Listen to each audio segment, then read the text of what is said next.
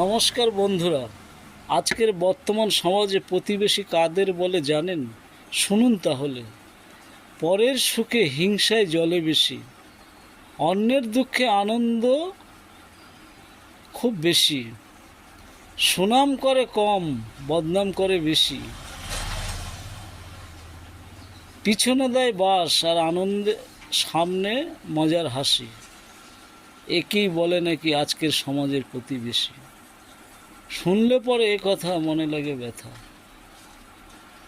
আজকের সমাজটা কোথায় আছে দাঁড়িয়ে, প্রতিবাদের হাতটা দাও বাড়িয়ে।